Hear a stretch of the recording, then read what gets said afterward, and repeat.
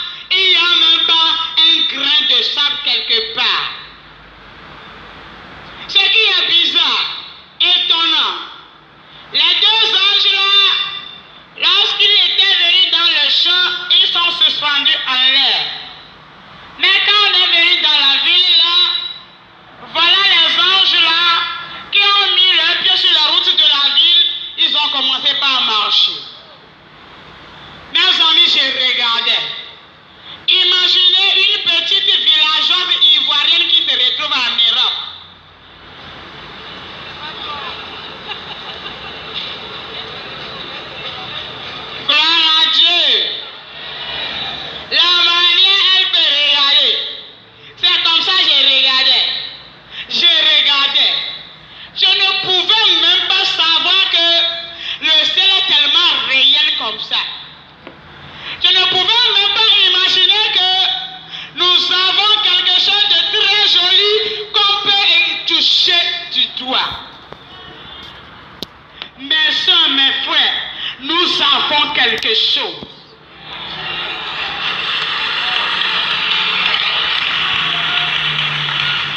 Nous avons une demeure éternelle. Jésus a dit, moi je m'en vais pour vous préparer une place. Jésus nous a préparé quelque chose. Nous avons quelque chose. Nous avons une place. C'est pourquoi toi qui es tellement découragé, fortifie-toi maintenant. Toi qui ne sais plus quoi faire, sois fortifié maintenant. Quand les situations durent, les calamités, les problèmes vont arriver, ma soeur, réjouis-toi. Dis à ton homme, mon homme, je me réjouis. Parce que je sais que moi, je suis un voyageur. Je suis un pèlerin de voyage. Bientôt, je vais rentrer.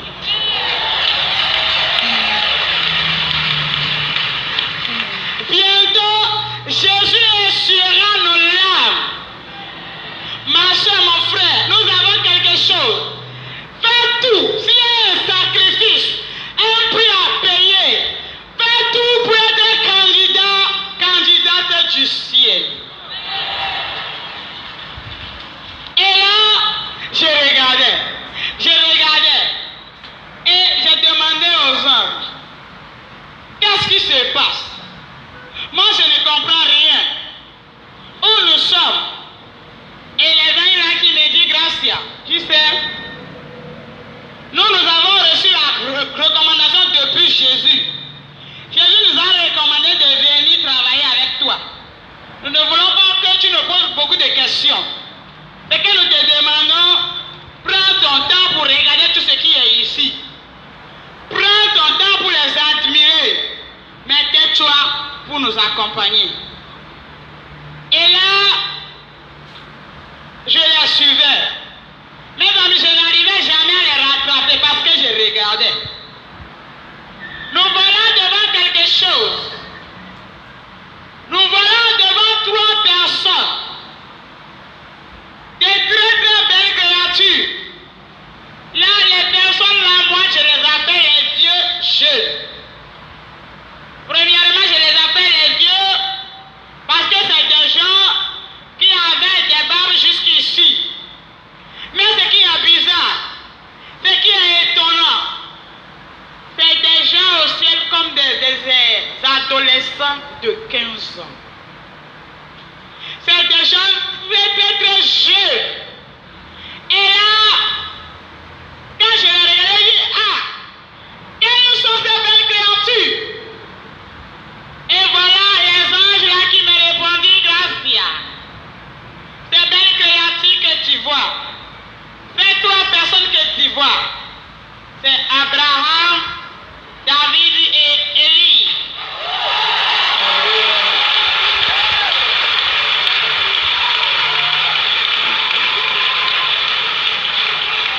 Gloire à Dieu.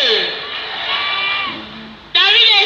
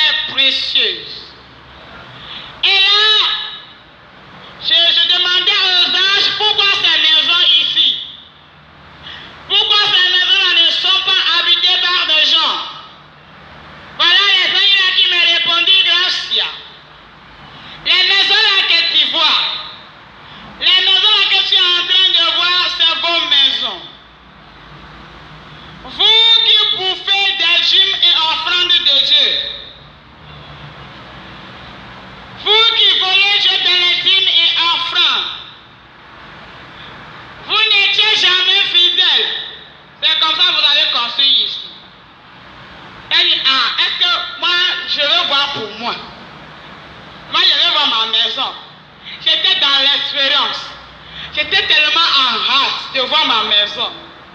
Et quand j'ai dit ça, ce qui m'a étonné, les gens m'ont regardé. Tu veux voir ta maison? J'ai dit oui. Et là, voir ma maison. Est-ce que moi aussi j'ai une maison?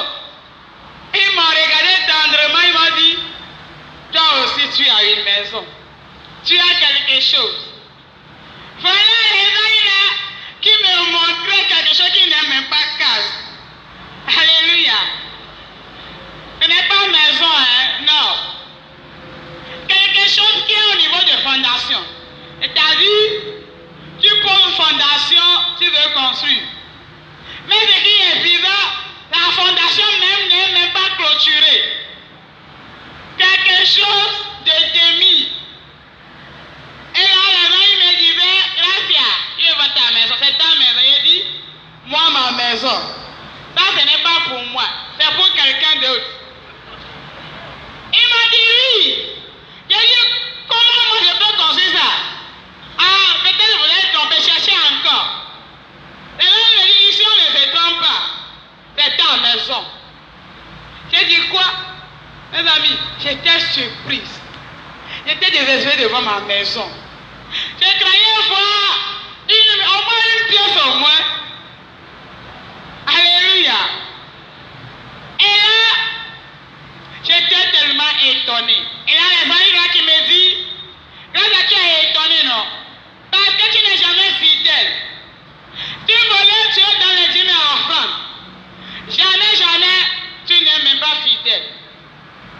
Et puis c'est vrai aussi. Alléluia. Moi j'ai travaillé. À la fin du mois, je suis payé beaucoup. Quand je prends, qu'est-ce que j'ai fait? Comme il y a cahier de gym. Chez nous, on dit il y a cahier de gym à l'église. Quand tu nous donnes, il y a cahier de gym et carnet de gym. Quand on voit un carnet de gym pour toi dans le cahier en gauche, on dit, si tu ne fais pas, quand tu vas te marier, il n'y aura pas colis pour toi. Ou bien quand il y aura funérailles dans ta vie, il n'y aura pas, les gens ne vont pas venir. Ah, pour remplir les lois de l'église, les conditions de l'église, qu'est-ce que j'ai fait? À la fin du mois, quand je prends salaire, je mets 2000 dedans. Des fois 5 000 à peine. J'arrive à mettre 10 000. Je suis à plus que 200 000. Hein? À peine. Même que je mette 10 000, ça me fait mal. Et là, à chaque mois, on dit, on coche. Très bien, très bien. Est-ce que j'ai payé mes dîmes? Devant les hommes, j'ai payé mes dîmes. Mais devant Dieu, je n'ai rien payé. C'est ce que nous faisons aujourd'hui. On veut obéir aux lois des églises. Parce qu'il y a une loi dans notre église. Quand on ne le fait pas, on sera sanctionné. On n'a plus peur de Dieu. Et là, j'étais étonné. Et là, on me montait des cases des grands hommes de Dieu. Mes amis, j'étais tellement surprise. Et les gens m'ont dit, Gracia, tel que tu es surprise, bon nombre de gens vont venir ici. Quand ils verront la construction qu'ils ont faite, ils seront tellement surpris. Et là, j'ai demandé aux anges maintenant, comment on fait pour avoir de belles villas ici? Comment on fait pour avoir de belles maisons? Voilà les anges là qui me disent, Gracia, tout ce que vous avez volé pour Dieu, c'est-à-dire les dîmes et offrandes, tout ce que vous avez volé là, vous allez rembourser avec des intérêts. Rembourser avec des intérêts. Et là, ils m'ont dit, nos dîmes et offrandes seront dans l'œuvre de Dieu. Oh Dieu, il y aura évangélisation maintenant. Tu dis, prenez 1 million. Ce qui occupe de l'évaluation, c'est des matières de construction qui sont fournies au ciel. Les dîmes et offrandes, c'est les matières de construction qui sont fournies au ciel. Gloire à Dieu. qu'est-ce que tu as maintenant construit au ciel? Quelle construction tu as fait? As-tu déjà commencé ou bien toi tu n'as rien fait? La Bible dit amassons des trésors au ciel. Là où il n'y a pas la rouille, là où il n'y a pas les voleurs, la terre. Qu'est-ce que tu as maintenant amassé au ciel? On parle des ignorants de Dieu à l'église, on ne veut même pas payer. On ne veut même pas donner. Tout ce que nous voulons, c'est de savoir comment, on veut savoir comment l'argent est géré, mais tu ne peux même pas t'agir. Que la mentalité de quelqu'un change à partir d'aujourd'hui. Que quelqu'un se répare à partir d'aujourd'hui. À partir d'aujourd'hui, cesse de voler Dieu dans les 10 000 offrandes. Sois fidèle à Dieu. Dieu n'a pas besoin de ton argent. Alléluia. Soyons fidèles à Dieu. La Bible dit tout ce qu'un homme sème, il va les récolter. Quand tu perds tes tubes, c'est des matières de construction qui sont fournies au ciel. Tu ne veux pas payer, Dieu ne te force même pas. Payons nos dîmes et offrandes. Cessons de voler Dieu. Alléluia. Que quelqu'un dit, je me répands au nom de Jésus. Ah, tu as dit ça devant Dieu, devant les hommes. Et quand tu vas encore voler Dieu, ah, que Jésus te fait grâce. Maintenant, nous voyons devant des gens qui ne peuvent pas dire, c'est-à-dire des gens qui n'ont pas de maison. Là où il habite au ciel. Nous voyons devant une grande clôture. Mais ce qui est bizarre, je voyais des millions de personnes qui sont entassées dans la clôture. C'est-à-dire la clôture est petite, mais les gens sont tellement beaucoup dans la clôture. Ils sont tellement entassés. Mes amis, imaginez des tilapias qui sont au frigo. Ou bien des poules qui sont au poulailler. Des prisonniers qui sont en prison. Tu les vois en même temps, tu sais qu'ils ne sont pas libres. Et là, j'ai demandé aux anges, pourquoi ces gens-là sont ici? Pourquoi ils ne sont pas libres? Et là, les gens m'ont répondu que grâce. Parmi cette foule que tu vois, il y a des grands pasteurs, des grands hommes de Dieu, des femmes pasteurs, des diaconesses, des anciens, des anciens, des laïcs, beaucoup de ces gens qui sont venus ici habiter dans cette cour parce qu'ils n'ont pas de maison. Et qui veut dire que quand tu n'as pas de maison, tu vas au ciel, tu vas habiter à la cour commune.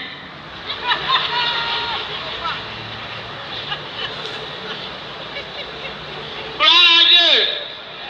Qui va rester dans le poulailler? Qui va habiter poulailler au ciel? Qui va habiter poulailler au ciel? Maintenant, qui va habiter une belle villa au ciel? Ah! Qui dit que tu vas habiter une belle villa, mais tu ne peux pas te dire? Beaucoup qui sont à la cour commune, des pasteurs, des diacres, des diaconesses, parce qu'ils n'ont pas de maison. En tout cas, c'est mieux plus que l'enfer. Hein? Gloire à Dieu. Si on pouvait avoir la possibilité d'aller au ciel, pourquoi ne pas habiter dans des belles villas? Pourquoi ne pas habiter dans des belles maisons? Mes amis, payons nos 10 000 offrandes pour que quand tu vas au ciel, tu habites ta belle villa. Beaucoup sont là à la cour commune parce qu'ils n'ont pas de maison. Nous voilà devant quelque chose. Quelque chose qui me rend toujours triste quand je rends ce témoignage. Nous voilà devant des bébés, de nombreux bébés. Mais les bébés là sont comme des bébés qui sont à la maternité, des bébés qui sont à la crèche, des bébés qui sont au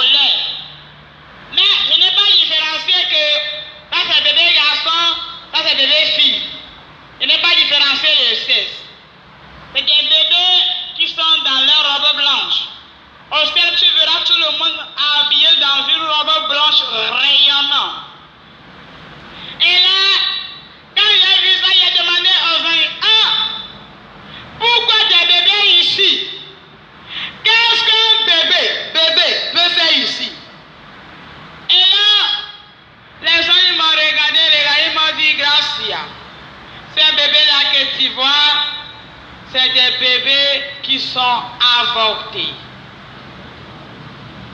Les bébés qui sont avortés. Et ces bébés sont ici à chaque fois. Ils poussent des cris de vengeance. Ces bébés-là disent vengeance, vengeance, vengeance. Demain, voilà, nous allons écouter les départements des gens qui avortent. Des gens qui ont laissé leur bébé là-bas. Et là, les gens m'ont dit que Gracia, un seul bébé avorté pousse des cris de vengeance pour une catégorie de personnes. Un seul bébé avorté. Ce n'est pas seulement la jeune femme ou bien la jeune fille qui a avorté, non. Le monsieur qui a mis la jeune fille enceinte, le monsieur aussi est dedans. Ou bien vous êtes au foyer, vous vous dites, ah, on a déjà 10 enfants. Le 11e est venu. D'ailleurs, on se moquait de nous. En compromettant avec ton mari, vous allez chercher la solution pour ce bébé innocent. Le mari, toi aussi, le monsieur, l'homme aussi est dedans. Les docteurs auront beaucoup de bébés. Les docteurs qui avortent aux gens, les infirmiers, toi, ton boulot, c'est avortement. Parce que son argent est beaucoup. Ou bien toi, tu vends des produits génériques. Tu vends des produits d'avortement. Les bébés là, pour ceux qui devant pour toi aussi. Ce n'est pas encore fini. L'ami conseiller. Par exemple, Tata et moi, nous sommes des amis. Je suis allé regarder le conseiller et dit, ah, je suis jeune fille, je ne veux pas. Je suis venu le voir. Au lieu de me dire, avortement n'est pas bon. Et ça, il n'y a pas de problème. Le monsieur m'a aidé à faire l'avortement. Le monsieur là aussi est dedans. Soit tu n'as pas fait l'avortement, tu as donné ton point de vue. Oh, elle est en train de fréquenter, non? On n'a qu'à faire l'avortement. Donc tu n'as pas fait, tu as donné ton point de vue, tu as écouté. Tu n'as même pas dit ça, ce n'est pas bon. Tu as contribué. Le bébé là pousse des cris de vengeance pour toi aussi. Regardons un seul bébé avorté. Un seul bébé pousse des cris de vengeance pour personne. Et quand nous serons en enfer, tu vas écouter le département des gens qui avancent. C'est tout ce que j'ai cité maintenant.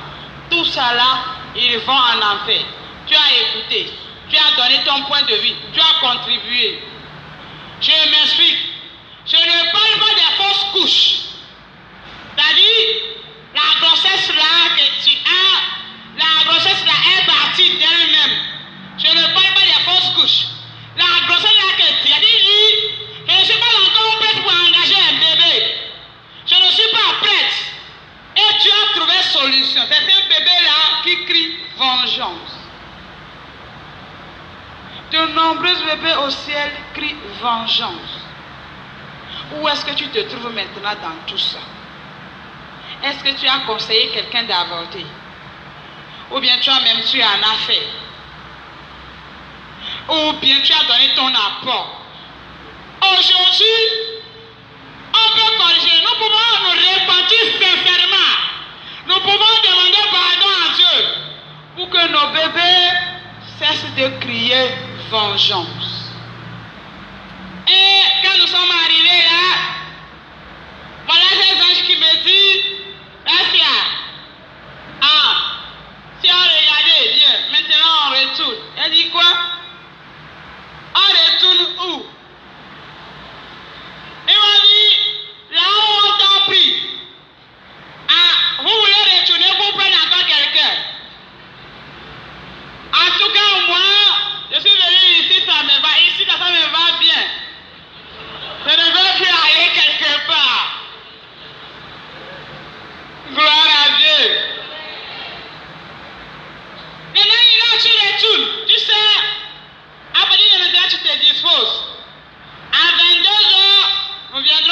chercher. Mais pour l'heure, tu ne parleras plus. C'est comme ça, quand je suis venu pour la première séance, j'ai perdu l'usage de la parole. Et là, j'ai dit aux anges, en tout cas, moi je ne vais nulle part. Comment vous pouvez me dire de quitter quelque chose de joli comme ça? En tout cas, moi, je suis déjà venu ici, je serai ici pour toujours. Et les amis m'ont dit, toi tu n'as même pas de maison.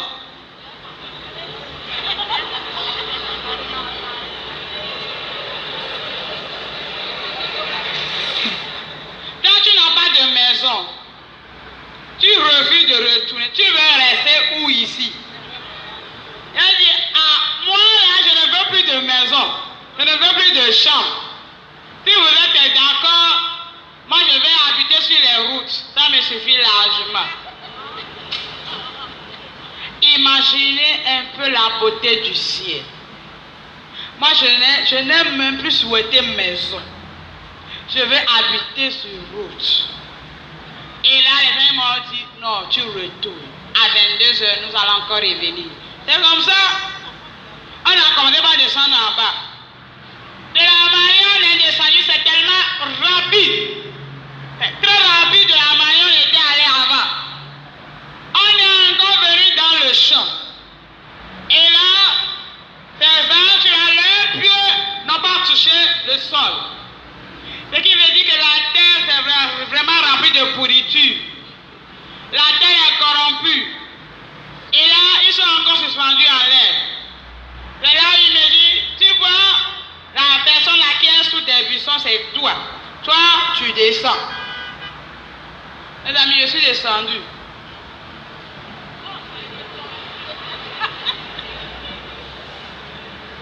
Quand je suis descendu, je me suis réveillé, je me suis assis là-bas, ça a duré plus de 30 minutes. J'ai réfléchi. Tellement, qu'est-ce que je viens de voir? Ah, le ciel est tellement réel comme ça. On peut toucher. Et là, quand j'étais parti, voilà le pasteur, il y avait ma maman aussi dans le groupe d'intercession. Les femmes là qui commençaient par pleurer, peut-être j'étais mordu par un serpent ou tout ça là, elles ne savent pas. Et c'est là que j'ai regagné le groupe. Je ne parlais pas tout ce qu'ils m'ont demandé, j'ai parlé en écrit. Quand je suis revenu même, la terre même me dégoûte. Je n'ai même plus envie. Et là, on est revenu à la maison. Quand on est revenu à la maison, je devais aller chez ma mère. Et là, le pasteur me dit, ce qui t'est arrivé aujourd'hui là, hein, je veux que tu viennes avec moi à la maison. Comme les agents ont dit, il va encore revenir te chercher à 22h. Nous tous, nous serons témoins. Ça va se passer devant nous. Et c'est pourquoi ces témoignages, ce n'est pas que, bon, à partir de demain, je vais te dire, maman, c'est dans une chambre. Non, c'est public. Les médias, les gens sont venus. Demain, nous allons écouter. Mais ce qui s'est passé à 22h, déjà à 19h, on a déjà pris les bagages pour venir à l'église. Il y avait déjà les femmes intercesseurs, les diaconés, certains passaient de l'église. Et là, notre microfinance se trouvait à l'église. C'est une chambre dans l'église. Comme d'habitude, quand moi je suis venu, je me suis installé devant mon bureau. Il y avait les pasteurs, sa femme et puis 4 diaconés dans la chambre. Comme la chambre est petite, les autres étaient dehors sur la terrasse. C'est là où j'ai senti les douleurs de la mort. Ce qui se passe quand une personne meurt, les premières réactions, en réalité, dans un homme, qu'est-ce qui meurt? C'est là où j'ai eu les différences. On était dans la chambre. Arrivé à un moment de la nuit, voilà, c'était un mouvement qui se passait dans mon corps. Voilà, c'est comme si de ma tête jusqu'aux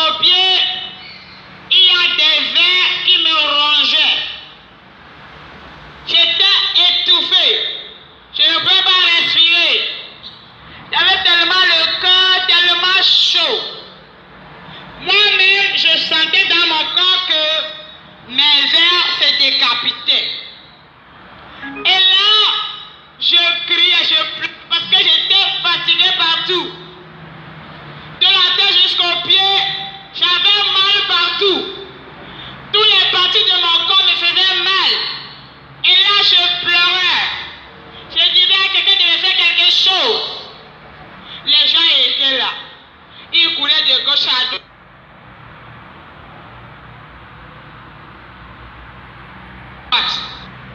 J'avais mal partout. Mes amis, la mort, ça fait mal, hein? Ça fait tellement mal. Surtout quand tu veux mourir. Les premières réactions, tu vas souffrir dans ton corps. Et le jour-là même, excusez-moi, pardon, j'ai même chié dans mon slip. Alléluia. J'avais mal partout. Et voilà ma maman qui pleurait. Elle dit, Jésus, ma fille n'a pas encore fait d'enfant. Hein? Jésus, qu'est-ce qui se passe? Ah! Les chats, même tu ne peux même pas supporter. Et quelques minutes après, voilà quelque chose d'étrange qui se passe. Voilà le portail qui était fermé. J'étais seul dans la chambre, mais deux. Bon, je me voyais couché, allongé comme ça. Même moi qui étais couché, je ne bouge pas. Je ne dis rien. Je me voyais encore debout. Moi qui étais debout, je raisonnais. J'ai la conscience comme ça. Je pouvais même parler. Mais moi qui étais debout, je suis toujours sur place. Et là, je me demandais qu'est-ce qui se passe. C'est moi toujours, non? C'est moi encore ici. Jusque-là, je ne savais pas que c'est la mort. Je n'ai rien compris. Qu'est-ce que j'ai fait? Moi qui étais debout, je me suis accroupi sur moi qui était couché. Et là, j'ai envoyé ma main droite, j'ai touché ma tête. J'ai touché tête comme ça. Moi-même, j'ai touché. Mais j'ai attrapé l'air. Quand je voulais toucher une partie de mon corps, je touche comme ça, mais c'est de l'air que j'attrape. Qu'est-ce qui se passe? Pourquoi je n'arrivais plus à me toucher? Là, je me suis relevé. Avant que la chose ne m'arrive, j'étais assise sur une chaise. Moi-même, je voyais chaise comme ça. Je m'assois. Je m'assois comme ça, jusqu'en bas, il n'y a que de l'air. Je tourne comme ça, je vois chaise. Je m'assois. Mais la chaise n'est plus là, mais la chaise est là. Je me dis, qu'est-ce qui se passe? Je me suis approché de mon bureau. Je voulais toucher l'ordinateur. Je touche comme ça. Il n'y a que de l'air. Ah, qu'est-ce qui se passe? Pourquoi tout ce qui est physique me refusait? C'est là où je me suis approché du mur. J'ai envoyé ma main droite, j'ai touché le mur. J'ai touché le mur, j'ai vu que ma main a traversé le mur. Et là, je me dis, ah, c'est sérieux maintenant. Qu'est-ce qui se passe? J'ai commencé par pleurer. Et c'est là où les deux anges sont réapparus. Ils avaient des yeux souriants, ils m'ont regardé tendrement et ils m'ont dit, jeune fille, tu es morte. Elle dit, quoi? Moi, je dis oui. Parce que tu es morte, tu n'arrivais plus à avoir contact avec tout ce qui est physique. Tu es morte. Mes amis, je me suis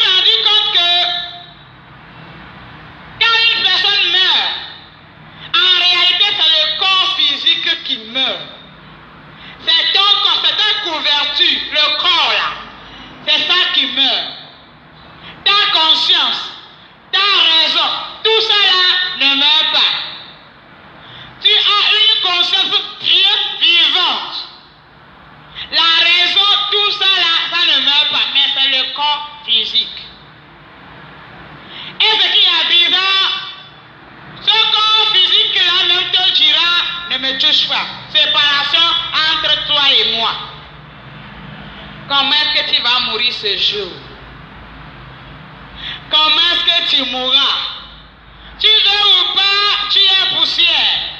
Tu retourneras poussière. Comment est-ce que tu vas mourir? Dans la joie, dans l'amertume ou bien dans la tristesse? Ce qui est bizarre, maintenant que tu as envie, au lieu de prendre ton temps pour nourrir ton âme, c'est-à-dire, quand tu te lèves au moins, tu lis la Bible, tu pries, tu nourris ton âme, tu ne le fais même pas. Tu peux prendre des heures devant le miroir, à te mirer, à te pommader. Le jour-là, le corps physique là te dira séparation. Ne me touche pas. C'est pourquoi vous allez voir, quand on vient enterrer les gens, on t'amène jusqu'au tombeau. On met ça sur toi. On dit, maintenant que tes œuvres t'accompagnent. Tout ce que tu as fait ici, tout cela t'accompagne. Comment est-ce que tu vas mourir? Réfléchissons. Réfléchissons. Nous devons réfléchir. Le corps physique n'est rien. La vraie personnalité d'une personne, c'est son intérieur. C'est ton intérieur, ce n'est pas le corps là. C'est pourquoi Jésus, lui, il ne voit même pas l'apparence. Tu es beau, tu es joli, tu es belle, Jésus ne voit pas ça. C'est ton intérieur que Jésus voit. Et là, les gens là qui me disent, maintenant ce que tu vas faire, c'est de reçu. Vous savez, quand ils ont dit ça, voilà un vent violent qui soufflait dans la chambre. Tout ce qui est dans la chambre se déplaçait. Voilà le milieu de la chambre s'est troué. Il y avait un grand trou profond, noir. Et voilà un ange qui m'a tenu par la main gauche, l'autre dans la main droite, dans un grand tourbillon. On est rentré dans le trou. Mais quand on est rentré, on filait à une vitesse supérieure, inexplicable. On va en profondeur de la terre. Et là, il n'y a que le noir. J'ai commencé par crier. J'ai dit non, là, je ne veux pas aller. Je ne veux pas. Parce qu'en réalité, mes amis, je ne voyais rien. C'est noir plus que le bon noir même. Profond. En rentrant en profondeur. Je ne fais que crier. Mais à chaque fois que je crie, les anges me disaient quelque chose. Gracia, ne crie pas. Avec nous, tu es en sécurité.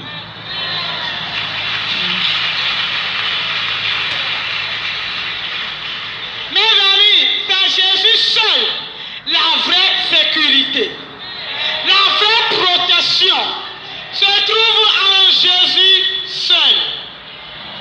C'est pourquoi Somme 23 pouvait dire, même dans l'ombre de la mort,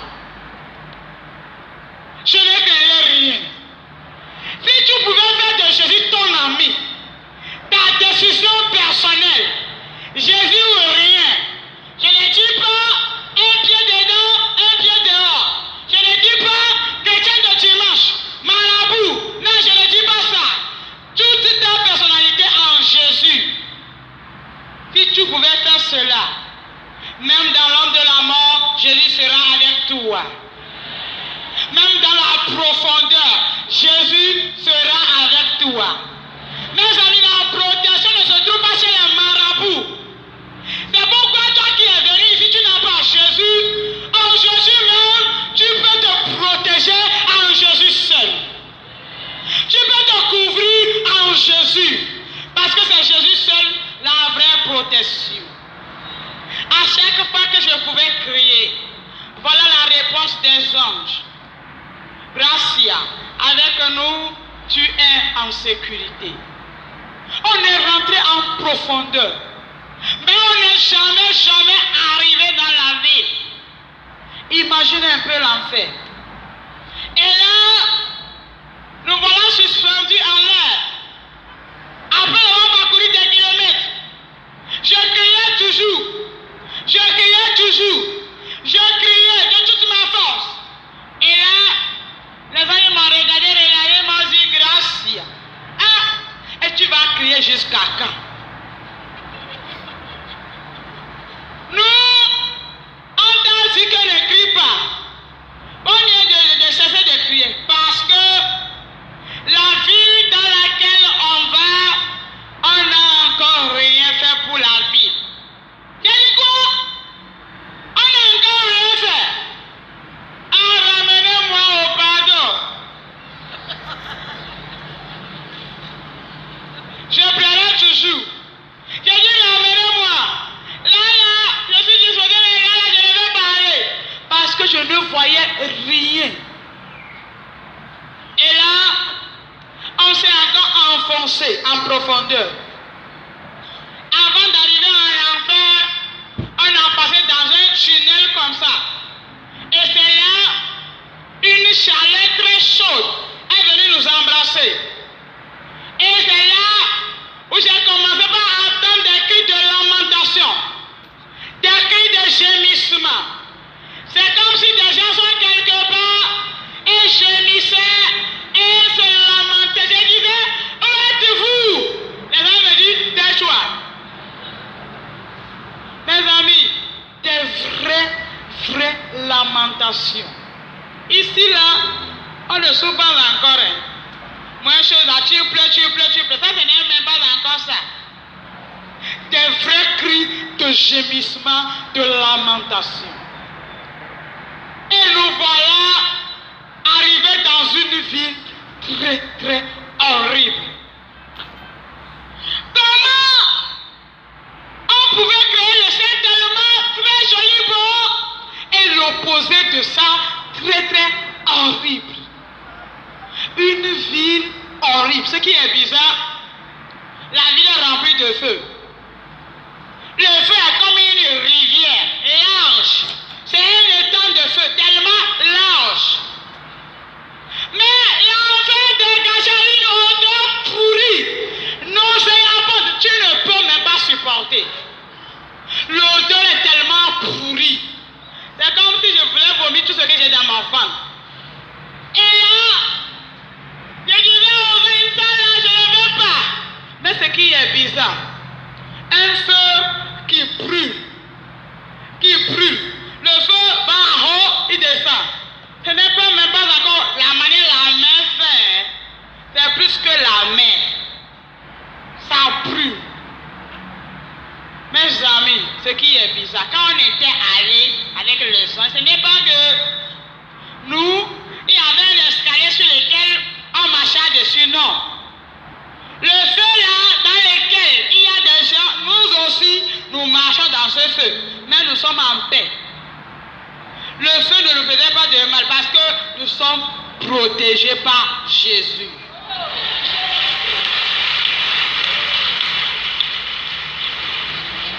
Gloire à Dieu. Ce qui est triste, tu verras des millions, ce n'est pas des milliers, des millions de personnes dans le feu. Mais les gens n'ont plus porté habits en enfer. Au ciel, tu verras des gens habillés dans une robe blanche. Mais les gens sont nus en enfer. Tu vois une femme, tu vois tout en même temps. Tu vois un homme, tu vois tout. L'homme est transparent en enfer. L'homme est comme un miroir en enfer. Tu vois une personne en même temps, tu lis le cœur, les poumons, les intestins, tous les organes qu'on a pris pour fabriquer l'homme. Tu vois ça en même temps. Des millions de personnes. Tu verras diverses catégories de démons. De gros, géants, moyens, petits démons. Les démons des montagnes. Tu verras les démons comme des arbres. Tu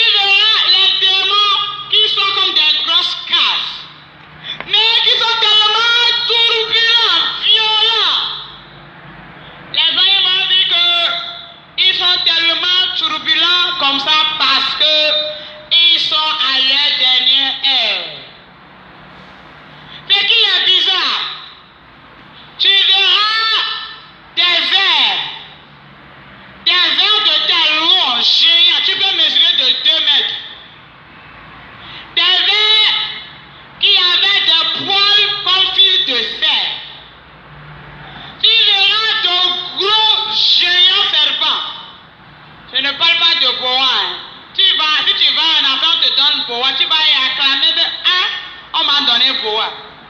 Je ne parle pas de boa, de gros géants serpents. Mes amis, ce qui est triste, quand on est rentré, l'enfer même, il y avait de bruit partout. Toi-même, tu sais que il n'y a même pas quelque part où tu pouvais échapper.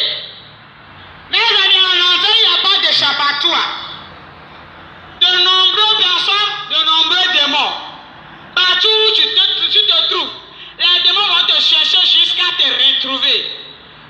Il n'y a pas une place en enfer où, après t'avoir enlevé du feu, on te met ici. Là, tu respires un peu. On te met encore là. Tu souffres toujours. Ce qui est bizarre. Quand on est rentré, voilà un bruit qui se faisait entendre. Le bruit faisait tout. Le bruit faisait tout. Là, j'ai demandé aux anges pourquoi ce bruit. Les amis m'ont dit, grâce à regarde. Mes amis, je commençais par regarder quelque chose de triste. Des millions de personnes qui se versent dans le feu tout. C'est comme une fourgonnette qui venait les verser, je ne sais pas. L'homme est comme fourmi, sable. Il se versait comme ça dans le feu tout. Nombreuses personnes. Et là, les amis m'ont dit que regarde, comme tu le vois, c'est comme ça ici.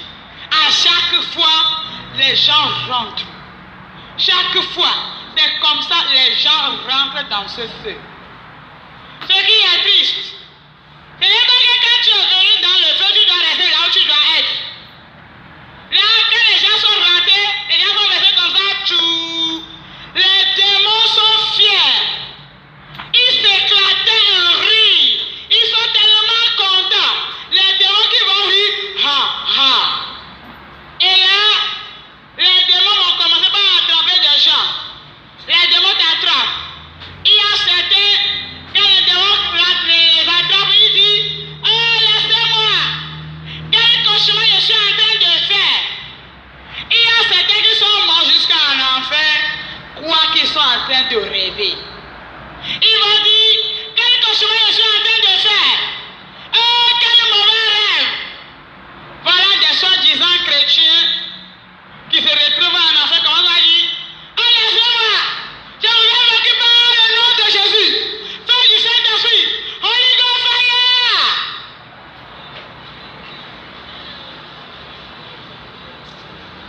Ce qui est bizarre, tu vas appeler Holy Ghost fire. Holy Ghost fire n'est plus là.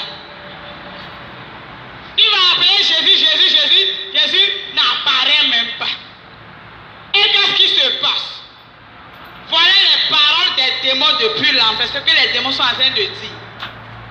Quand les gens vont dire, laissez-nous, laissez-moi. Les démons là qui disent, taisez-vous. Taisez-vous, ne parlez pas. Votre livre noir vous a dit que ici insiste. Mais vous les hommes, quand vous êtes des gens têtus, incrédules, vous-même vous avez choisi bonnement de venir nous raconter ici. Merci parce que vous êtes venus. Voilà les démons qui vont faire à tout aux gens. Ils vont t'acclamer. Ils vont dire, ah merci, nous vous accueillons. Et c'est comme ça, les gens qui disent, c'est vous qui parlent le nom de Jésus. Voilà les démons qui vont dire, taisez-vous. N'appelez plus le nom de cet homme ici. En enfer, les démons n'arrivent même pas à prononcer le nom de la Bible.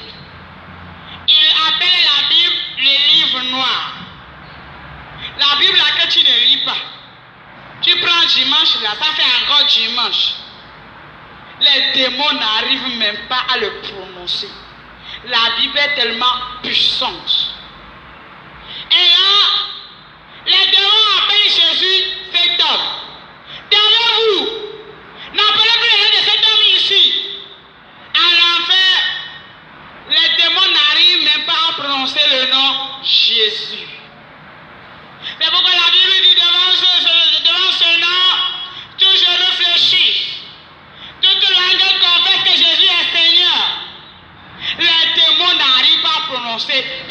Jésus. Il appelle Jésus cet homme. Et tu verras comment les démons vont torturer les gens. Les démons vont commencer par torturer les gens. Mais mes amis, ce qui est triste, tu verras comment un gros serpent va commencer par rentrer par la partie intime d'une personne. Ce qui veut dire quand tu es femme, ça va commencer par rentrer par ta partie intime. Si tu es homme, ça commence par rentrer par ta partie intime ou bien par ton derrière, par la nuit. Et voilà ce gros serpent qui va commencer par ressortir dans la bouche. Et tu verras quand le serpent va ressortir, la personne qui va se gonfler jusqu'à la personne s'éclate beau comme ça. Quand la personne s'éclate, à quelques secondes, c'est que rien n'est produit. Tu verras la personne qui se reconstitue encore. La personne qui reprend encore sa position intacte. Le serpent rentre, il ressort, tu t'éclates, tu reviens, il rentre, il ressort, tu t'éclates, tu reviens. Mes amis, tourment sur tourment, douleur sur douleur. Regardez ta partie intime là, le serpent va rentrer, que l'enfer t'échappe. Ne va pas en enfer, échappe l'enfer. Ce qui est bizarre, tu verras comment des vers vont manger des gens. Dans ta bouche, il y a les vers. Dans les yeux, il y a les vers. Dans tes oreilles, il y a les vers. Dans ta partie intime, les vers qui vont remplir comme ça. Tout ton corps est rempli de vers. La main là que tu voulais prendre pour enlever, la main là même, c'est rempli de vers. Partout, des vers. Ce qui est bizarre, j'ai commencé par reconnaître des gens. Et j'ai commencé par crier, hey, vous savez les anges, la personne là, ah, c'est le membre de famille. C'est déjà des intimes à moi. Eh, pardon, faites quelque chose pour moi. Et les anges là qui vont me dire, gracia. Si c'est un membre de famille, nous allons faire quoi pour toi? J'ai dit, allez là-dessus.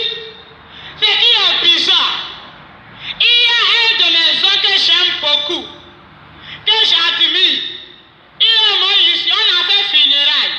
Les pasteurs sont venus beaucoup pour prier. Et on nous a dit qu'il est allé au ciel. Je suis étonné de le voir en enfer. Et là, voilà les anges là qui vont me dire gracia. Des membres de famille que tu vois, on ne pouvait rien faire pour eux. Ils sont ici éternellement. C'est le mot éternellement là qui me fait mal. Ils sont ici éternellement. C'est là où les anges vont me dire gracia. Va-t-il à ce monde? À ce monde incrédule, à ce monde qui ne croit jamais que eux, ils ont encore trouvé de la grâce. Que eux, ils pouvaient encore se repentir. Que eux, ils pouvaient encore décider de ne plus venir en enfer. Va leur dire que l'enfer est bien réel. Gracia. On ne se répand plus si on vient en enfer. Va dire que l'enfer est bien réel. Et il pouvait encore faire le bon choix. Il pouvait encore choisir la destination éternelle. Pour finir, voilà les anges là qui me disent gracia. Qu'est-ce qui se passe? Dans cette vie, il y a deux choses. L'enfer et le paradis. Voilà les anges qui vont me dire, tu reçois Jésus comme ton sauveur et Seigneur personnel. Tu mènes une vie conformément à la parole de Dieu. Tu vis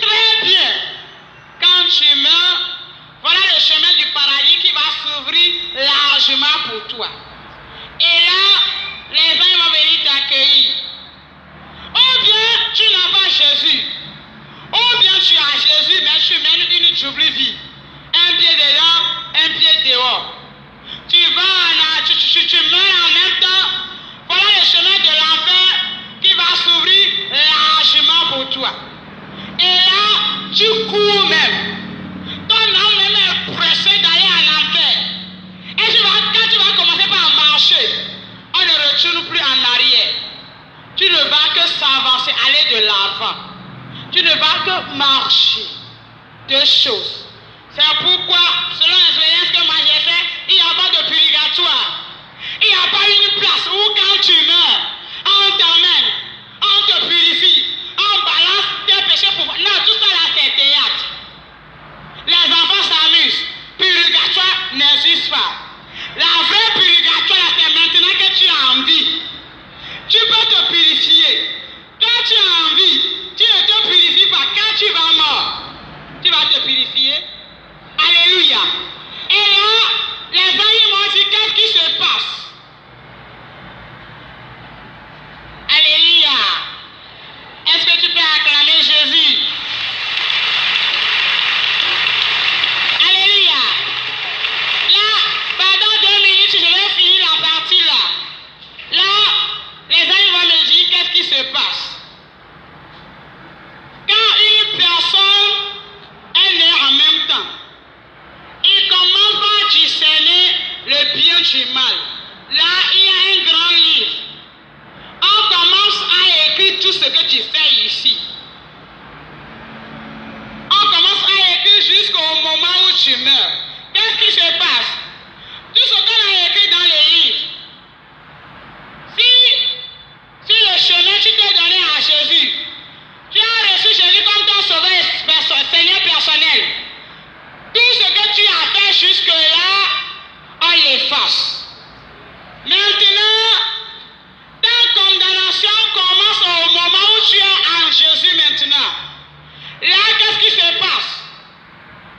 Tout ce que tu fais, s'il y a un péché qui est rentré dans ta vie, voilà un feu rouge qui clignote comme ça devant ton nom. Qui dit le péché est rentré?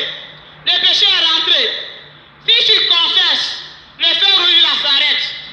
Mais si tu ne confesses pas jusqu'à ce que tu meurs, voilà ce feu rouge là qui va effacer ton nom légèrement dans le livre de vie et tu te retrouves en enfer. Tu es béni, l'enfer est réel.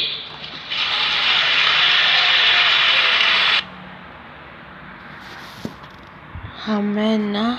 Alléluia. Miratsiny valava satria ny maly sy androany nalefako a. Amen. Saotra ny tompo lehibe tsika.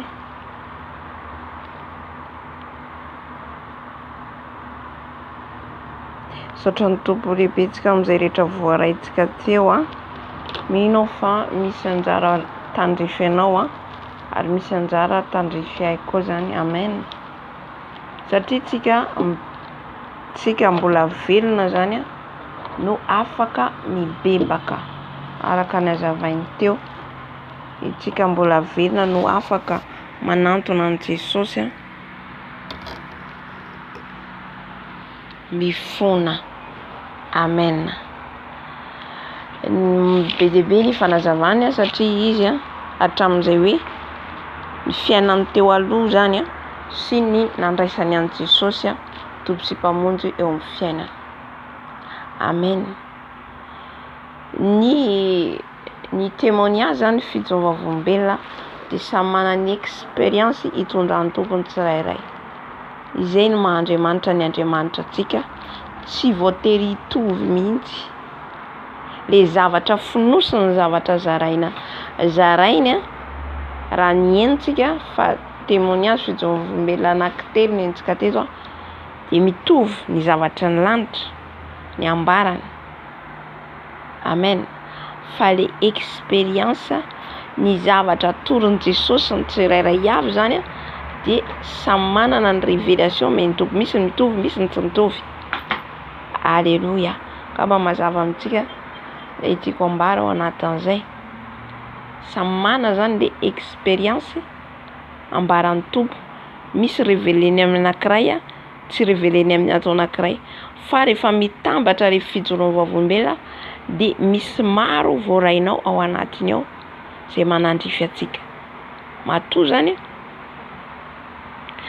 zany ambaran'ny tompo a, dia dikan'izay zany misy anarenantsika ny fiainantsika, samy manarina ny fiainantsika araka nanazava izy teo a. nanazava le mpanompon'Andriamanitra teo hoe ny témoin de Jéhovah azafady témoin de Jéhovah ho izy tsy manaiky ny fisiany enfer, le ciel et l'enfer, ny paradisa sy ny afobe, satria izy dia tao anatin'ny témoin de Jéhovah, zany hoe tao anatin'ny église témoin de Jéhovah zany izy. De ny témoin de Jéhovah milaza fa tsisy ny paradisa sy ny helo. De ka izy nahita ny paradisa sy ny helo, de zay izy mahalala hoe misy ny helo, misy ny afobe. Amen. Misy ny helo, misy ny afobe, tsy voafitaka zany tsika ao anatin'izay. Any fiangonana zany tsy manambara zany de fiangonana tsy avy amin'ny Jesosy, satria mitondra ny olona ho any amin'ny afobe zany. Araka ny azavainy ny amin'ny fijorovam-olombelona izay nataony, satria azavakely fotsiny amin'ny teny gasy ho an'izay tsy mahazo teny français, bangoko amin'ny teny tokana zany. Za zany alohan'ny hazavako azy antany ny tompo hoe inona ny témoignage fijorovam-olombelona hoentina indray zany. De io zany tonga tao anatiko ser gracia, saika novako le fijoroana vavolombelona, miverina foana le izy io aloha ny ento, de zaraiko le izy. Amen. Tsy hoe mandeha fotsiny zany fa fanahy masina no mitarika. Alohan'ny hiditra teto koa de natsapa fanatrehan'ny fanahy masina be. Amen.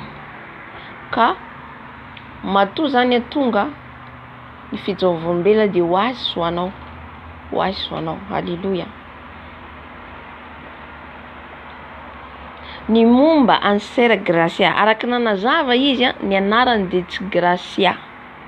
Gracia, grâce avy amin'ny teny grâce, fahasoavana, famindrapo zany ohatr'izay le anarany nomeny Jesosy azy tsara be.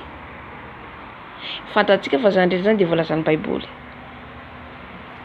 Abrahama novan'Andriamanitra ny anarany Abrahama. Sarai ngamba izay niova Sara. Na ao anatin'ny anarana zany misy antony mahatonga tompo manova le anarana. De izy koa Saoly niova Paoly. Amen. Misy tsy miova ny anarany fa misy ny tompo manova ny anarana. De araka ny azavainy fa nisaraka ny ray aman-dreniny, nisaraka ro ray aman-dreniny zany izy fisarahana tao rehefa izy fito taona, de natsapa izy zany tsy à l'aise satria malahelo ory, satria tsy mahatsapa le fitiavana avy amin'ny ray sy reny. Izay zany mahatonga foana zany hoe atsika zay manatokantrano de tokony tsy maimaika amin'le fisarahana, satria le zaza aty aoriana zany no mitondra ny vokatra n'le zanakatsika. Amen. Le zanakatsika lasa mitondra le vokatrany. De hitatsika izy eto fa malahelo lava de mipetraka tany amin'ny bebeny. Amen. Raha ohatra ka tsy fidiny koa moa le izy, tsy viditsika tsy afaka manao satria ny zavatra rehetra moa programan'Andriamanitra. Indraindray koa nefa ianao ianareo efa manatokantrano zany azafady amin'izay hoe efa manatokantrano zany de tokony zany hoe tokantrano mifondé amin'ny fatahoran'Andriamanitra, miorina ao amin'ny Jesosy mba tsy hidiran'le satana ampisaraka an'le tokantrano. Fa misy koa moa zany hoe tafalatsaka teny amin'ny tsy fahalalana, ohatra hoe sipasipa niaraka ohatray de inona azonan'le zaza, indray koa hafa. Fa rehefa ao anaty tokantrano zany efa hoe vita ny raha rasany rehetrarehetra de tokony zany hoe aritra hatramin'ny farany inona ny zavatra mitranga ao entinao amin'ny Jesosy. Ohatra ka tokantrano manana an Jesosy le tokantrano. De indray andro izy araka ny teniny satria teo amin'ny bebeny nisy olona roa lahy, roa zany, tsy roa lahy fa ohatran'ny olona vavy sy lahy ngamba fanazavana izay raha tsy diso misy vehivavy sy lehilahy tonga nanatona salan'ny vazaha, démon, diable, satana zany seho taminy, fa naka-endrika olona ry havana misy ny devoly mendrika salan'ny olona. Hitanao izy dia olona dia manantona anao nefa tsy fantatsika fa devoly miariary, maka vatana, maka forman'olona. Izy tsy nahalala satria izy mbola zaza 7 taona, tsy zavatra fantany.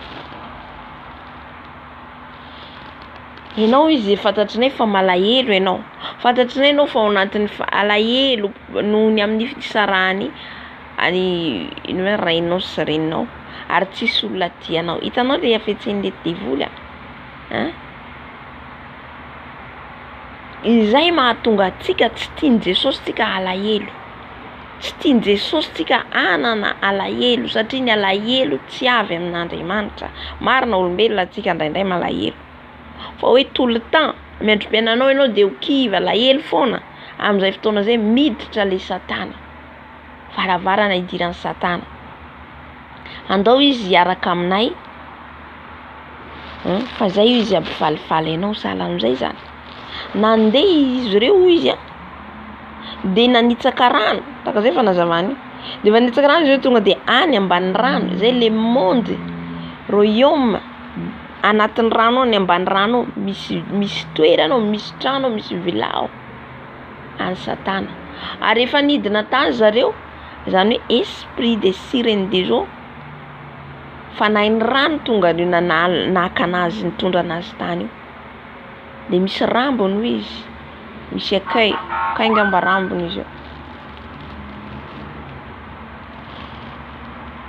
Dia rehefa tonga tany izy nahita lehilahy izy 220 kg, napetrano azy, nampandroso azy dia nanoroka azy.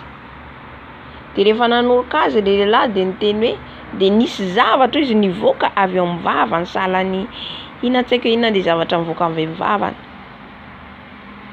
Misy zavatra nalainy angamba atao amin'ny ihany, zavatra nampidiriny ihany koa satria tsy nanoroka foana iny lehilahy iny raha tsy nisy zavatra nataony tao.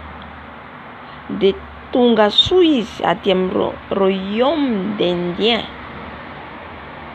Sahalan'ny hoe izy zany nitsaka anaty rano tonga dia tonga any amin'ny royaume d'Indien, fa le izy zany endriky ny hoe a royaume, tsy zay ny teny teo hoe royaume d'Indien fa any anatin'ny rano, zany hoe mandalo anatin'ny rano zao dia tonga any amin'ilay toerana. Andiny fahaenina, rehefa niverina izy ireo dia izy roa reo nitondra anazy zany hoe aza tenenina amin'ny olona, aza tenenina amin'izaniza. Fa raha miteny amin'ny olona anao dia vonoinay. Izay manambara fa tsy avy amin'ny Jesosy ny zavatra mitakotakona. Raha vao ny zavatra miafokafona ka ambarambarany ihany zao, ka ambara dikan'izay ianao efa misy esprit ny Satana tafiditra ao anatinao. Le zavatra atao complot miafokafona dia tsy avy amin'ny Jesosy zany, fa ny zavatra avy amin'ny Tompo dia mazava miharihary. Amen. Eo amin'ny lazy 7 taona izy, nanomboka 7 taona izy dia nanomboka niady amin'ny iny zany le zavatra niazony avy amin'ilay Satana, esprit bagara, izany hoe devolinady, izay le homme de 120 kg le atanjahany le olona, le hitany, le nampiatrano azy. Iny esprit iny no manaraka azy, iny esprit iny no ao anatiny. Tsy izy zany mitondra ny tenany, fa iza isy olona 7 taona efa mandeha miady amin'ny olona sady tsy averany raha tsy misy raha latsaka. Dikan'izay iny raha iny mihitsy le tadiavin'ny devoly, iny raha latsaka iny. Izay mihitsy le fivadian'ny devoly, le hoe tsy vitavita izy, tsy averany fotsiny zao raha tsisy raha latsaka hosotroiny le raha. Dia tsy nisy nahazaka azy ny eo miankonany na ny tonton izay milaza hoe brutal be koa io tonton io, nefa tsy nahazaka azy satria devoly no ao anatiny. Amen. Ny ady tsy avy amin'ny Jesosy, ny ady tsy avy aminy, satria ny Andriamanitra tsika dia tompon'ny filaminana ary tsisy ady ny ao amin'ny Jesosy. Ka raha tsika zany ao anatin'ny reny, tsika zany samy mandiniky ny toerana, samy malala ny ara-panahintsika tsika. Za ve anisan'izay tia ady zay? Zavy anisan'izay malahelo lava zay. De dikan'izay zany asain'ny tompontsika manarina ny fiainantsika. Amen. Tsisy olona nahazaka anazy tsony hatramin'ny reniny betrehary fotsiny hatramin'ny mamanao mandrokanao nandao azy ny rehetrarehetra. À l'âge de 15 ans izy niteneny lasa prostituée. Io tena nahatosihana, lasa nivarotena satria tsisy tsony ny antoka azy ny fianarany. Tsisy ohatran'ny hoe mipetraka izy tamin'ny toerany trano nisy ny dadabeny, ohatran'izay ngamba fanazavany. De zay tiany atao amizay, ao tsarofa ny ao amin'ny satana de libre ianao zay tianao atao. Ka zay zany mila hitandremantsika zay. Tsy zay tiantsika atao tsony ny atao rehefa ao amin'i Jesosy tsika. Misy discipline rehefa ao amin'i Jesosy. Nanomboka izy nivarotena de manofona izy any anaty rano anaty cercueil. Dikan'izay le fanahy ny voafatotra any anaty rano. Amen. Misy miteny feo miteny aminy izy eny foana misofony hoe ataovy zao. De le feo eny mandrisika azy hanao zavatra ratsy. Tsy avy amin'ny fanahy masina zany. Ny feo eninao ka mandrisika anao hanao zavatra tsy mety de fantaro hoe tsy avy amin'ny Jesosy zay. Hifrape olona amin'io, hikapoka olona. Ary izy tsy mitsiky mihitsy, tsy ome mihitsy. Satana tena ratsy. Satria izy tena tonga tany amin'le toerana. Zany hoe salan'ny pacte ny nataony. Pacte tamin'ny tsy fahalalana. Ary le devoly niditra mitoetra ao anatiny. De mandeha any amin'ny boîte de nuit. Makany amin'ny boîte de nuit izy.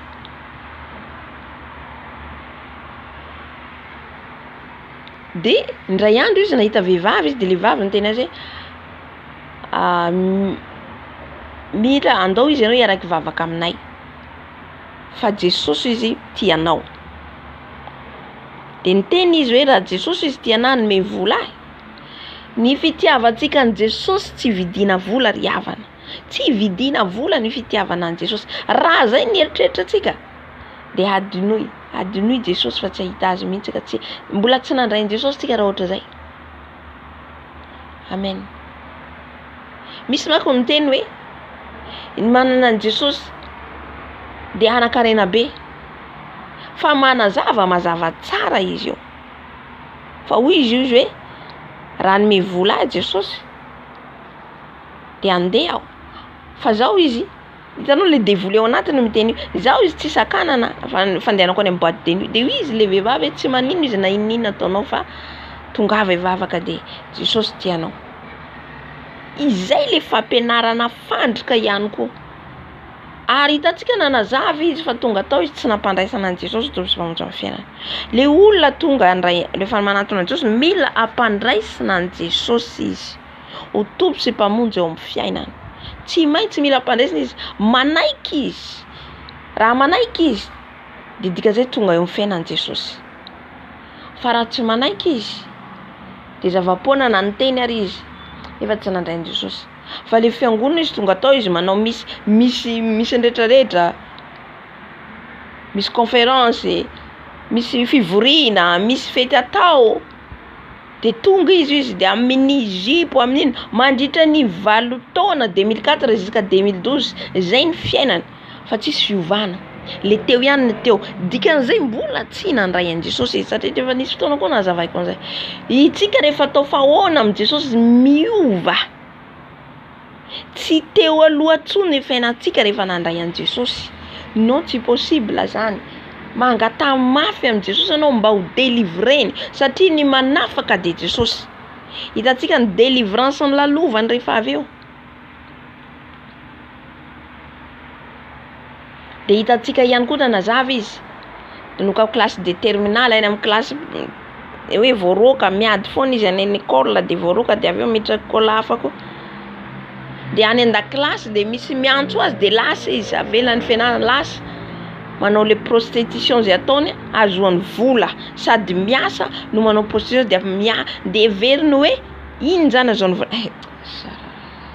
averiny hoe iny zany no avovonjy azy tsy mahavovonjy ny vola ry havana tsy mahavovonjy ny fanahintsika tsy voafitaka atsika satria mitany satana atsika za raha meny témoignage dia tena mahatsiaro ny fiainako satria zavatra nataoko zany miasa sady mivarotena tsy mamenatra zany ary na namako mahalala an'izany mahafantatra ny namako rehetra eto hoe ahoana ny fiainako teo aloha vao mahita ny olona hoe Jesosy manafaka Jesosy am'izany aho tena mirehare hoe tena mahazo vola un jour aho mahazo $200 $300 miaraka amin'ny karamako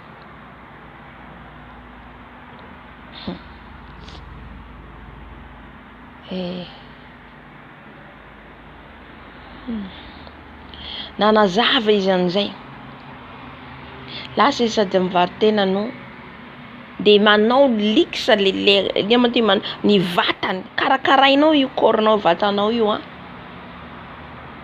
karakarainao tsara fa un jour io ho lasa vovoka io la mitany satana atsika amboarana ny vola asina tissage asina faux ongle asina lokomena asina ina koty inadireny fossile tena za tsy mety raha tsy mandeha mandoko volo raha tsy manao tissage nefa voloko am'izany malama voloko amin'ny tsara mbola asina tissage zay le fandriky ny devoly zay fandriky ny satana un jour izy efa fampitandeman'ny tompo azy eto ary le devoliny iny zay ny tanjony amono mihitsy amono atsika voalohany ianao mety ho falifaly mahazo an'le vola fa tsisy gratuit ny ao amin'ny satana tsisy gratuit matomeny anao iny fananao vidiny amin'ny fotoana iny alainy andeha izy nisy lehilahy izy niaraka aminy fa teny an-dalana naniny izy iny dia ny frappen'le olona izy ary nahidiny amin'le varavaran'le tôbila dia raha ny vatan'ilany iny satria entiny sady nandeha ngamba le tôbila dia le vatan'iny le ilan'ny vatany zany azon'le goudron dia ny raha mandrika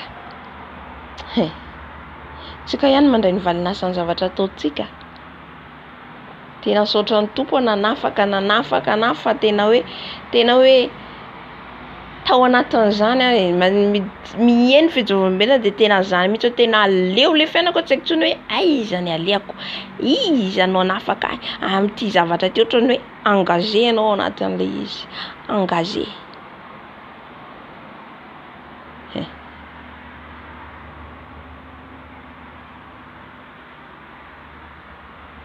fa hatrany amin'ny hôtely menacé anao le olona tratra efa tratra an'izany na zaza efa tratra an'izany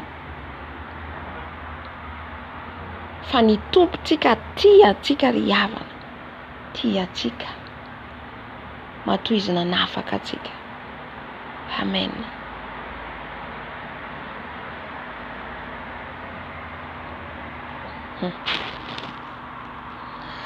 mifoka sigara hoy izy efa mainty ny rano le dokotera miteny hoe io sigara anao io amono anao angao maty mba ho fantatsika nefa aorian'ny fahafatesany ahoana za raha mieritreritra hoe raha maty aho aiza nisy aho indrindra tao anatin'le adalana nataoko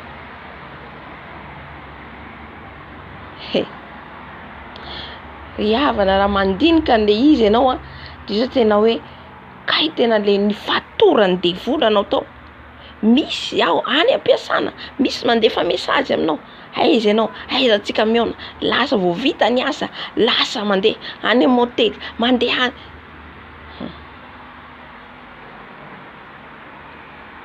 lundi jusque dimanche tsy hitanao fiangonana zany. Nefa tsy hitanao araka ny fanazavainy teo le vola azonao fa mivoaka amin'ny makarakara ihany. Tsy hitanao ina za tamin'izao fotoana zay entana tranona na irany mividy entana fenoko modely isan-karazany le trano lany fahatany fotsiny le vola. Pandainga le satana, pandainga mamitaka.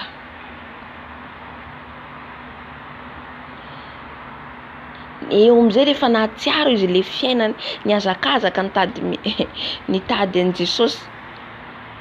Tena mahatsiaro nazy hoe tady mandeha amin'ny profeta eto, mandeha amin'ny fiangonana eto, mandeha ary. Tsy hitanao Jesosy zao aiza. Fa izay fatra mpitady eo i Jesosy de mahita. Amen. Raha ianao fatratra mitady azy, hitanao situation fa tsy hainao tsony aiza ny alianao, eo Jesosy miainao anao ry havana. Matoy ianao nidodody hitady azy dikan'izay fantany fa mila azy ianao. Nidododody izy. Nandeha nitady azy izy fa miracle ireny ampahafantariny Jesosy anao. Ampahafantariny hoe lalana lalovanao, ampahafantariny tompo anao mba halalanao hisokatra ny maso-pananao fa misy ny faux pasteur, faux prophète, faux miracle tsy avy amin'ny Jesosy, faux diso sandoka.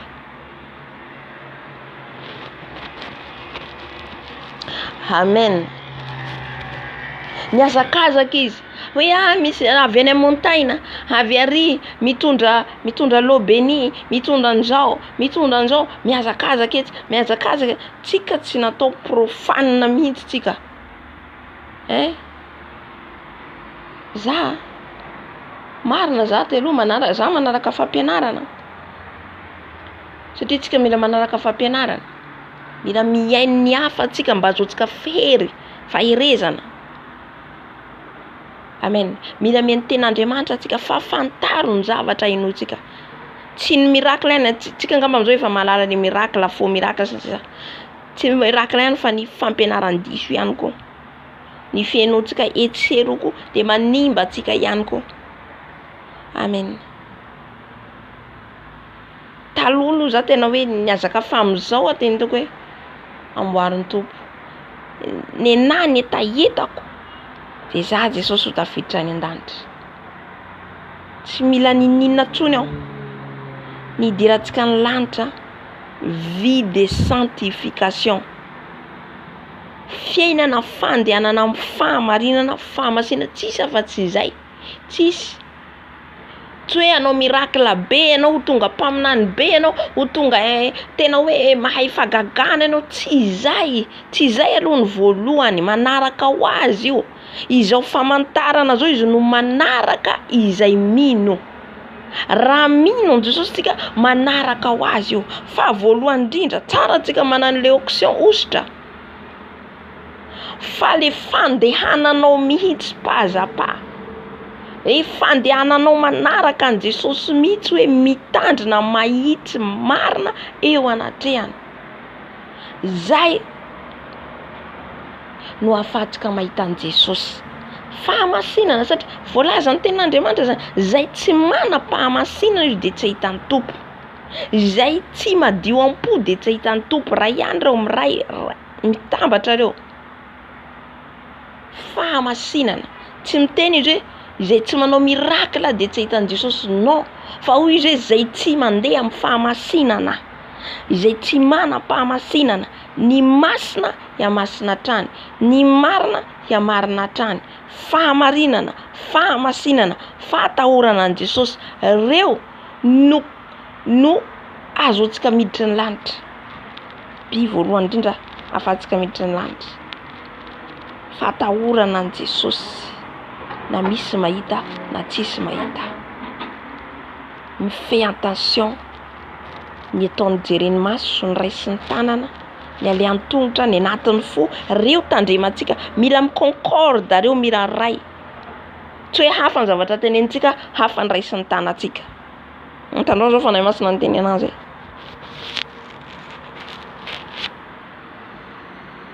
Tandremo izy ny ray sy ny tananao mila mitovy amin'ny zavatra eritreretinao, mila mitovy amin'ny zavatra teneninao.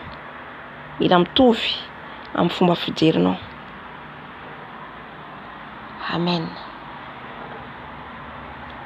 Ka amin'izay fotoana izay ianao miambina foana zany ianao, prudent foana, satria tery le lalana, tery.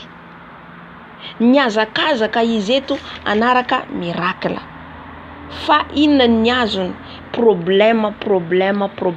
Tsy izay ny voalohany fanaratsika an Jesosy ry havana, tsy izay mihitsy.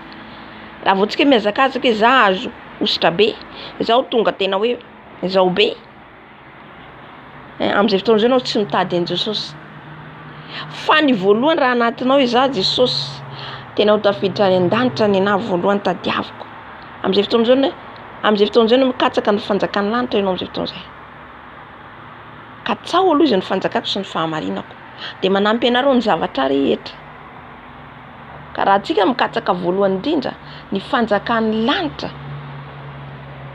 dia le fandehananao manao ny marina, tsisy fiatsaram-belatsy. Aiza nisy zany délivrance kapoana amin'ny baton zany, dia mivoaka raha sandoka. Le raha iny anefa ho an'izy ho an'ny Satana, ataony sacrifice zany ianao kapoany amin'ny baton iny. Aiza amin'ny Baiboly manambara zay mahatonga antsika mila mamaky Baiboly tsika tsy ho voafitaka. Mila mamaky Baiboly tsika tsy ho voafitaka. Satria raha vao tsika tsy mamaky Baiboly, voariboribon'ny Satana atsika, vakitsika dia manontany fanahy masina atsika. Tsy tahaka ny taloha tsony amin'izao ry havana, fa vita re teo aloha tsika tamin'izany daholo ny alahady ihany mamaky Baiboly, ny alahady ihany mivavaka, tsy izany tsony amin'izao. Fifandron'ny fanahy masina andro farany, vavaka lundi jusqu'à dimanche, vavaka lundi jusqu'à dimanche 24 heures sur 24 heures. Na ianao an-trano mivavaka, mandeha eny an-dalana ianao afaka mivavaka, any am-piasana ianao afaka mivavaka, na ao anatinao na ao am-ponao, izay no rovanao ny tenanao tsy ho tafalatsaka amin'ny fahotana. Alléluia. Vie de prière. Alléluia. Dia mila mamaky Baiboly ianao, satria amin'ny Baiboly tsy zany hoe raha ianao kapohina roana devoly dia mandray hazo dia kapohina, tsy isan'izany ao. Fa amin'ny anaran'i Jesosy irery ihany no androana ny devoly. Amin'ny anaran'i Jesosy irery ihany no anasitranana ny marary. Alléluia. Nandeha ny mpianatra ny rahan'i Jesosy androaka devoly, nitondra baton ny mpianatra, niteny ary Jesosy aza mitondra ninina mba hanehoana ny voninahitr'Andriamanitra. Ampandroina amin'ny rano misy raha lasa koa izy. Zay le derrière miracle. Manaova an'izao anao dia manao koa. Manaova mangala sira dia manao koa ianao. Manao siomenaka dia lasa koa ianao. Tsisy mieritreritra hoe mety ve ny ataoko sa tsy mety. Aie, tokony hiana foana antsika ny esprit de discernement, fanahy manavaka, fanahy mahafantatra. Mila fantarinao zany, avy amin'ny Jesosy ve sa tsy avy amin'ny Jesosy, ao anaty Baiboly ve sa tsy ao anaty Baiboly. Nampandroana anatin'ny raha avy aiza tsy fantatrinao io raha io nefa nandro ianao. Manao sacrifice ny vatanao. Rehefa eny ny reniny amin'izay ny problemany, nakaza ny reniny ho any amin'ny fiangonana izay nisy azy. Izay tokony fiangonana rehetra tsy hoe avy amin'ny Jesosy. Za tsy manenjika fiangonana, averiko foana zay. Satria tsika zao tsisy afaka teny za tena marina be. Fa tsika samy miezaka mandra-piavin'i Jesosy eny amin'ny lanitra, dia samy miezaka andeha hanao ny marina atsika mba hafahadikiditry ny lanitra. Amen. Miezaka satria mandra-piavin'i Jesosy dia mananatra foana tompo, miteny foana Jesosy. Arakaraka ny ankatoavanao no mampandroso ny dianao. Alléluia. Rehefa tonga tany amin'ny mamany, tonga tany amin'ilay fiangonana, tsy haiko anaran'ilay fiangonana tsy tadidiko, tsy voaraiko. Fa le fiangonana teo aloha izay nisy azy ny fiainany ihany fiainany teo aloha. Mila fantarintsika ny fampianarana izay ambara amintsika. Tsy maninona ianao izy na mandeha amin'ny boîte de nuit fa tianao marina, tiantsika Jesosy, fa kosa Jesosy tsarovy tsy tia fahotana. Andriamanitra tsy tia fahotana. 20 taona anao anaty fiangonana nefa mbola fahotanao ihany fahotanao. Je suis d'accord, manaiky aho raha zaza raha-panahy ianao. 1 an, 2 ans, 3 ans, ok. Fa amin'izay fotoana izay ianao, tsy le fiainanao tany aloha mbola iny ihany fiainanao. Na taona toetranao tao amin'ny 1 an nadresanao Jesosy mbola toetranao ihany 2 ans, 3 ans, 4 ans, non. Mila mandiny tena rehefa amin'izany. Mila mandinika tena tsara ianao. Hoe nandray an Jesosy marina ve za? Izay prostituée mpivarotena tonga any am-piangonana mbola mpivarotena. Est-ce que possible zay? Tsy marina zany. Amen. Satria ilay mpanompon'Andriamanitra tsy manazava, tsy miteny. Hoy izy hoe tsy maninana makany ianao. Non, tsy maninana izy ataony, tsy azotsika forsena le olona. Tsy mamorse olona mihitsy ianao, fa ambaranao azy ny lalany fahamarinana. Ambaranao azy hoe tsika rehefa manana andray an Jesosy tao samonjy. Satria izy nanazava tsisy fandraisana an Jesosy tao samonjy ao. Tao amin'ilay fiangonana. Misy ny fety, misy ny manao ny fomba fiangonana rehetrarehetra dia ao anatin'ny fiangonana. Kanefa kosa le olona le fiainana ny fiainana. Ny fitafiny ihany fitafiny. Araka nazavainy teo manao fitafy mini-jupe izy, nanao tissage long izy, amin'ny talon mandeha am-piangonana. Le fiakanjony mandeha any amin'ny boîte de nuit entiny any am-piangonana.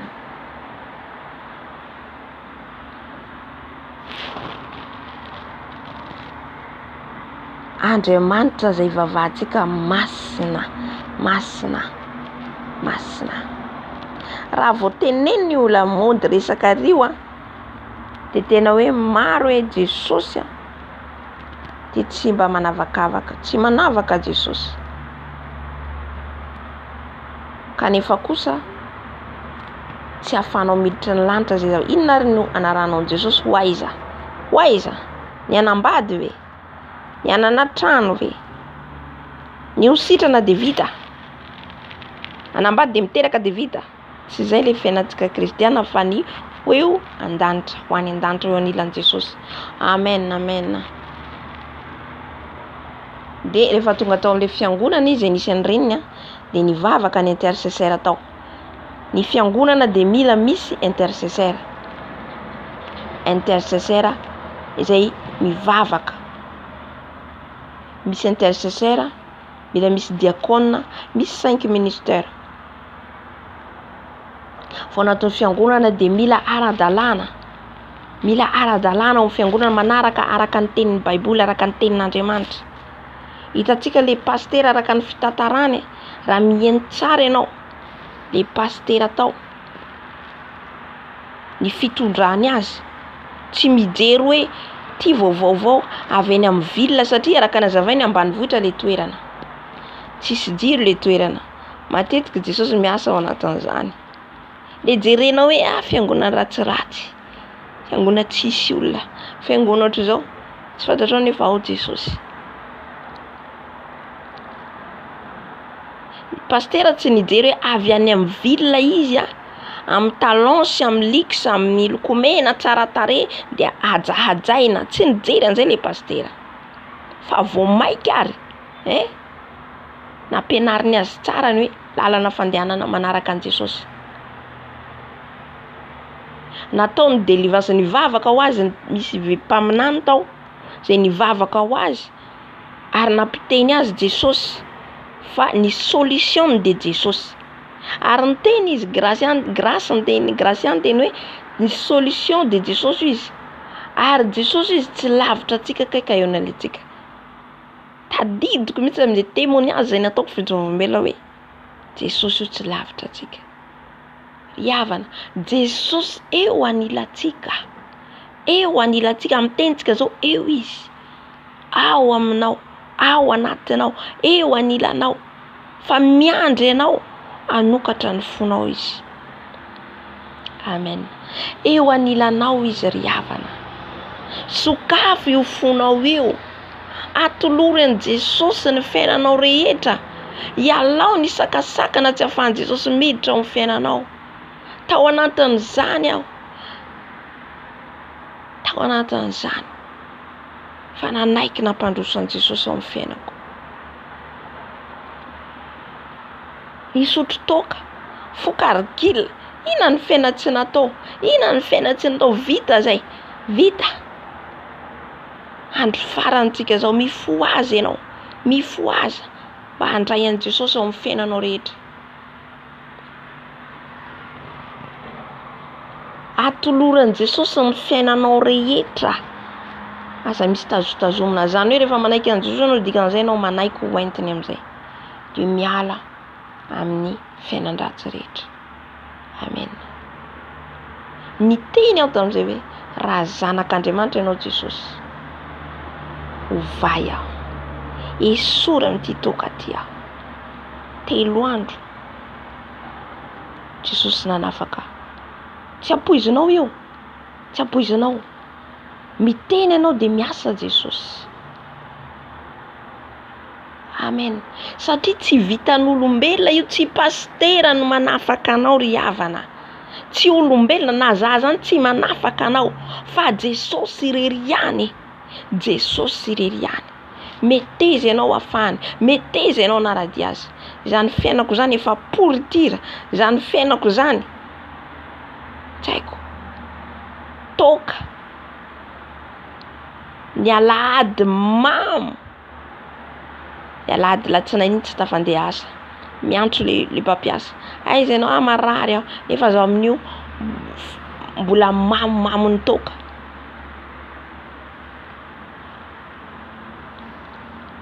Halleluja. Amen. Tsy mitondra antsika makaiza. Au contraire, mitondra antsika mandeha any amin'ny helo. Dia niteny azy ilay mpaminany hoe Jesosy izy ny solutionao. Solution ny problemanao io.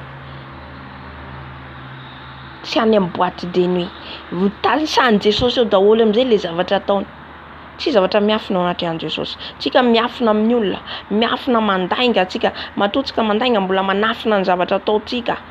Fa Jesosy mahita an'io. Jesosy mahita anao any. Alléluia.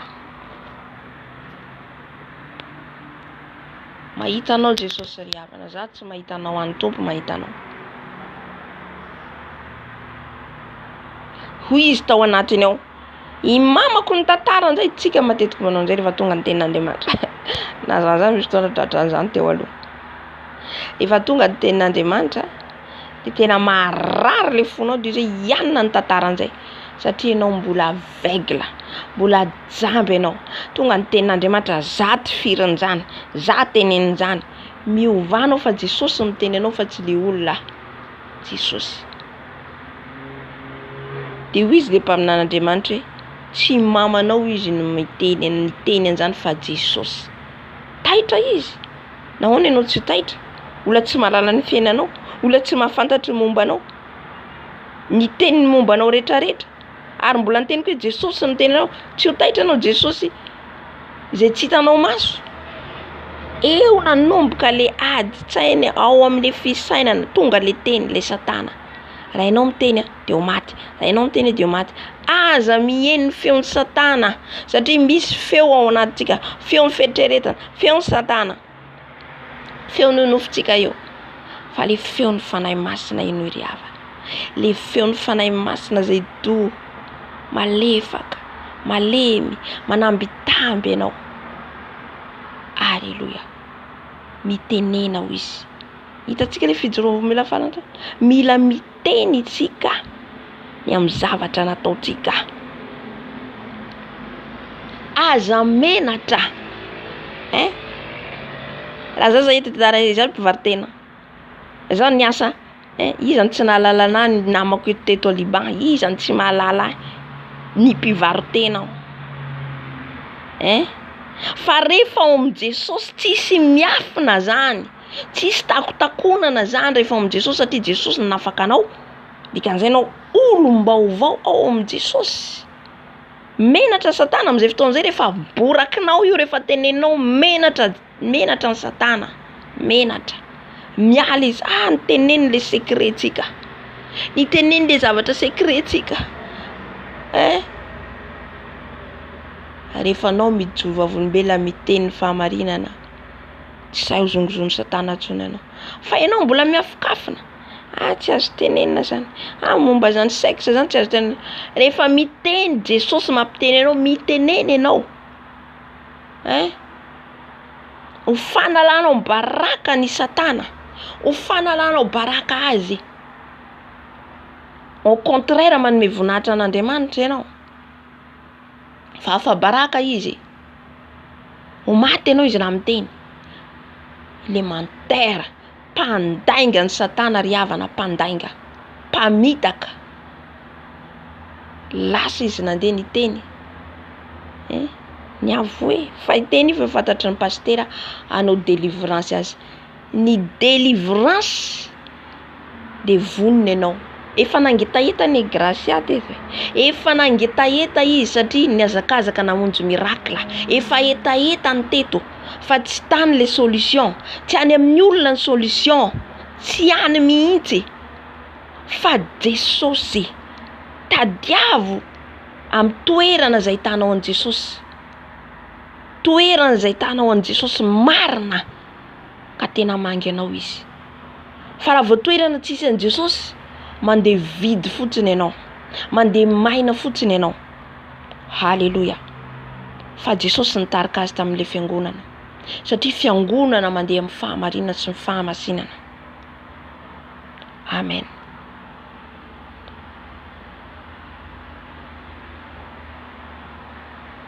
natao ny délivrance nesorina ny ho nesorina ny volona de natao délivrance satria natao délivrance impiripiry ianao ka tsy foinao ny tisazy ny perika ny toza miverinao foana le esprit miverinao anao foana le fanahy ratsy miverina foana satria anazy le zavatra eny aminao iza nahatonga azy andeha anaran'le volona animo ty anala le volona fanahy masina bitsika ao anazy na pastera tsy niteny anazy pastera tsy nanao forcé azy tonga tao amin'ny fiangonana fa fanahy masina nitarika azy tonga tao hanaovan'i Jesosy délivrance azy fitaovana antsika mpanompon'Andriamanitra fa Jesosy no mitondra ny olona eo amintsika Jesosy rery ihany amen io tsy sambosamborintsika eny taloha zao tao anatin'izany sambosambotra non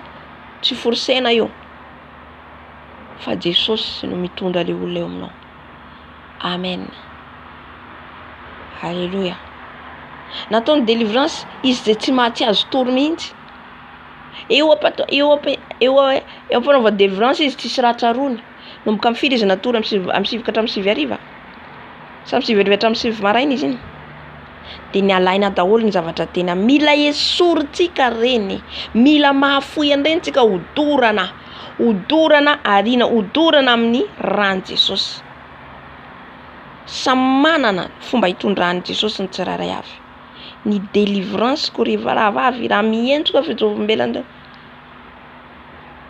tao an-tranoko tamin'ny alalan'ny YouTube nitondran'ny tompo anahy naovany délivrance anahy nanehoany anahy amin'ny nofony amin'ny volo ny amin'ny loko volo nanetezako ny volo fiasan'iza zany tsisy olona tsy mpanompon'Andriamanitra ny teny anahy Jesosy amen mila miona amin'ny Jesosy tsika vao afaka halleluja ny amin'ny toka izy ohatr'izany zany fiasan'i Jesosy taminahy délivrance izy miditra tsiatra amen